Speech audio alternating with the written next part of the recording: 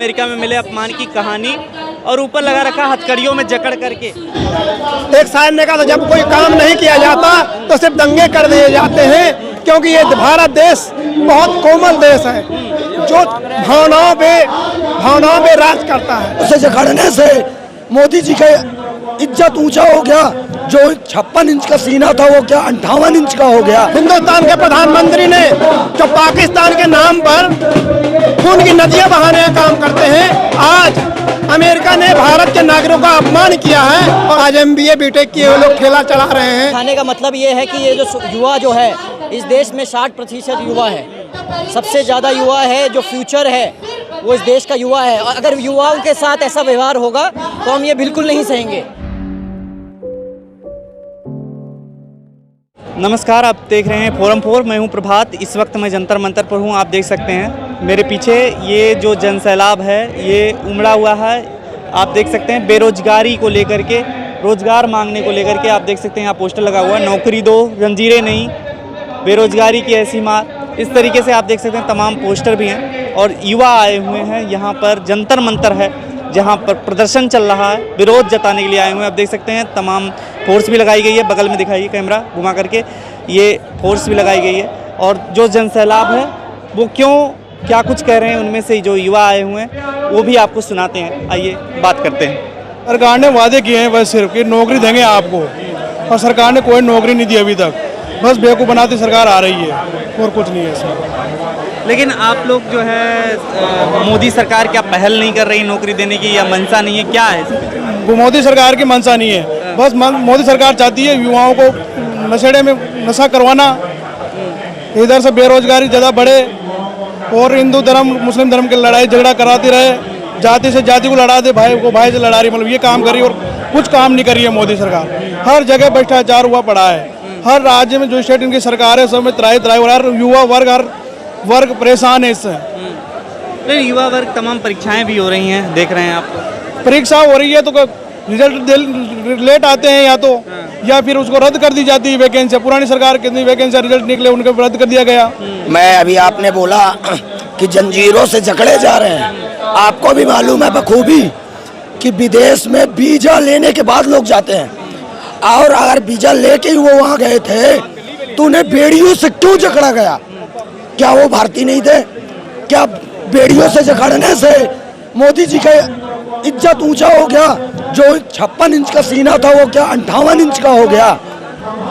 आज भारत का नौजवान को रोजगार चाहिए, और जो आपने कहा ना भर्ती चालू है, आप ही लोग बोलते हो कि पेपर लीक हो जाता है। अभी आप ही लोग बोल रहे थे पत्रकार महोदय जी कि बिहार में पेपर बिहार में लीक हो गया, व्यापक घोटाला हो गया।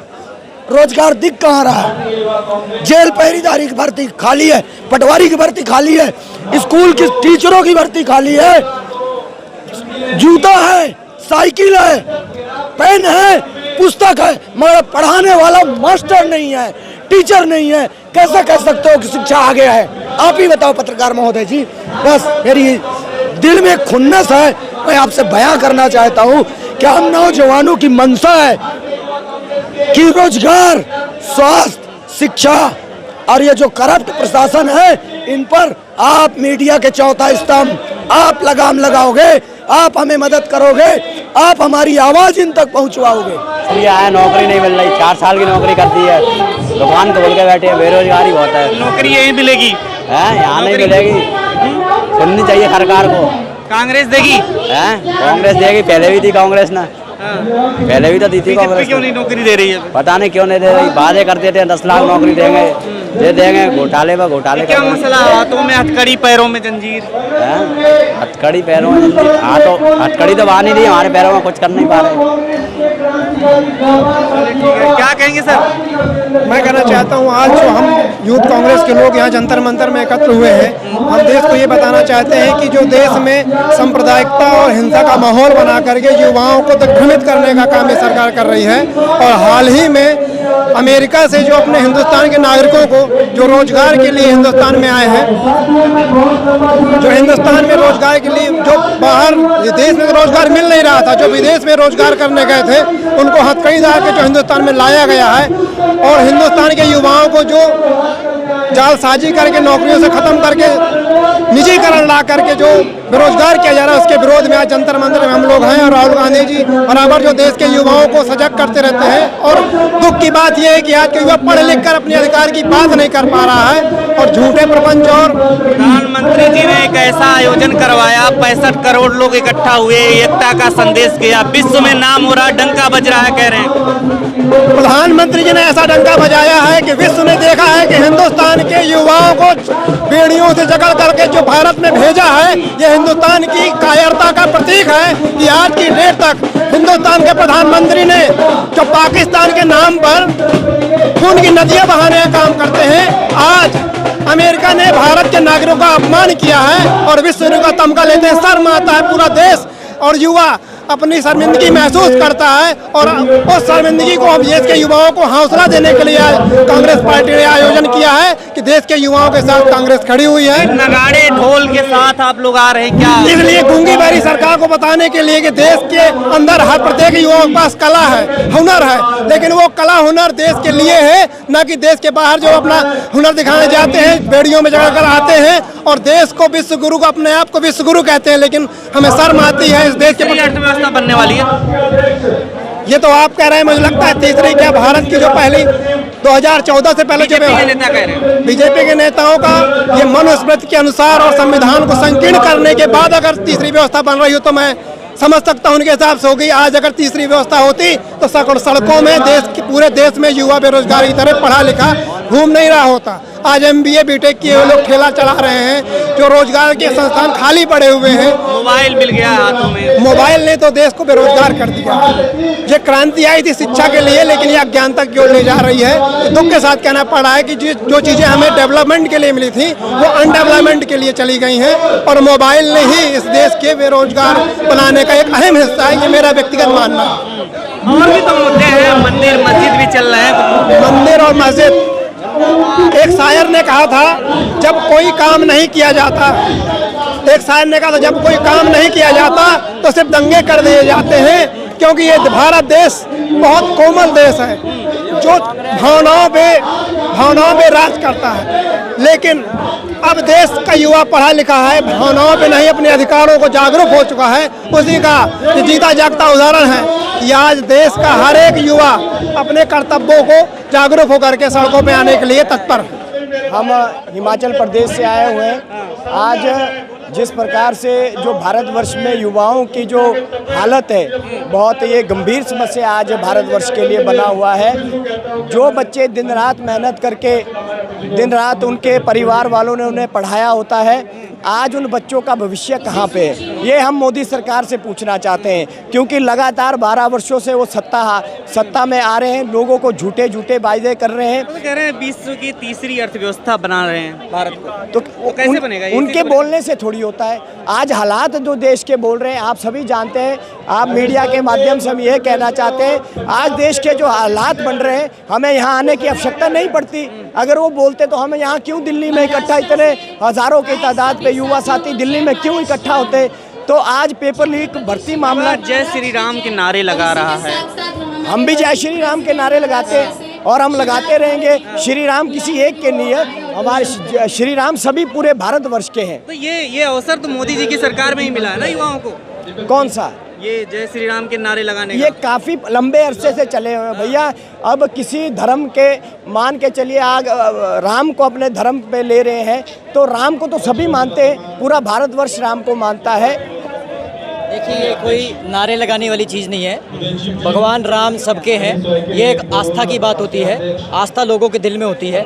नारे लगाने से ये सिर्फ एक प्रोपेगेंडा मोदी जी ने स्टार्ट किया है कि उनको वोट मिले।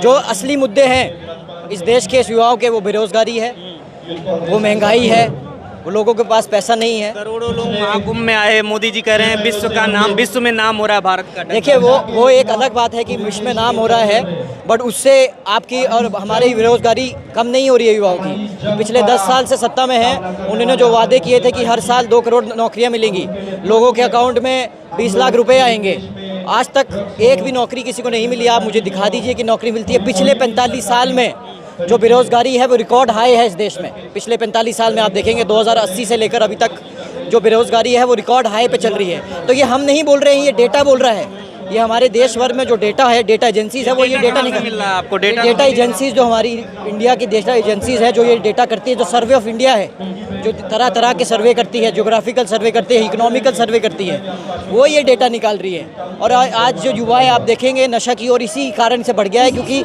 आप देखेंगे कि लोग MBA करने के बावजूद 15 से 20 हज़ार नौकरी, अगर 20 पोस्टें हैं तो 20 हज़ार लोग आ रहे हैं।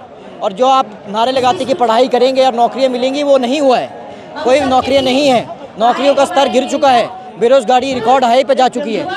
लगा रखी है। देखिए फ्लाइट में चढ़ने से पहले हमारी पगड़ी उतारी, भारतीयों ने बताई अमेरिका में मिले अपमान की कहानी, और ऊपर लगा रखा हथकड़ियों में जकड़ करके। क्या इससे क्या युवाओं का क्या मुद्दा क्या है? देखिए मुद्दा ये है, जो हमारे युवा साथी 7 समुंदर पार अमेरिका और कनाडा जैसे देशों में पढ़ने गए थे, अपनी लाइफ सेविंग्स लगा के गए हैं, पढ़ाई करने गए थे, अपना फ्यूचर बनाने गए थे। ये इस उससे गए थे कि मोदी जी बोलते हैं ट्रंप हमारे खास मित्र हैं, और उसका उल्टा हुआ है। ट्रंप अगर आप वापस भेज रहे हैं तो आप एटलीस्ट भेड़ियों में ना भेजें। जिस इज्जत के साथ आप इस देश को मानते हैं, उस इज्जत के साथ भेजा जाए। तो हम ये चाह रहे हैं, भेड़ियों में आप कैसे हमारे युवाओं साथी को वापस भेज सकते हैं? कोलंबिया के युवाओं को भी वापस भेजा गया था अमेरिका से, बट कोलंबिया के राष्ट्रपति ने वो प्लेन उतरने नहीं दिया। उन्होंने ये कहा कि हमारे युवाओं को, नौजवानों को इज्जत से वापस भेजा जाए। तो हमारी भी यही मांग थी कि हमारा प्लेन क्यों उतरा, हमारे युवाओं के साथ ऐसा व्यवहार क्यों हुआ। तो हमारी ये मांग थी। आज जंतर मंतर पे इतनी भीड़ दिखाने का क्या मतलब है? ये दिखाने का मतलब ये है कि ये जो युवा जो है इस देश में 60% युवा है। सबसे ज़्यादा युवा है, जो फ्यूचर है वो इस देश का युवा है। और अगर युवाओं के साथ ऐसा व्यवहार होगा तो हम ये बिल्कुल नहीं सहेंगे, क्योंकि युवा ही इस देश का फ्यूचर है, और इस फ्यूचर के साथ आप ऐसा व्यवहार नहीं कर सकते। हम अपनी हक की लड़ाई लड़ रहे हैं, और हमारी हक की लड़ाई ये हमारे युवाओं को इज्जत दी जाए, मान दिया जाए, नौकरी दिया जाए। जो वादे किए थे पिछली 10 साल से, वो यादें पूरे किए जाए। ठीक, थैंक यू। खबरों में बने रहने के लिए फोरम 4 को सब्सक्राइब करें और नोटिफिकेशन पाने के लिए बेल आइकन दबाएं।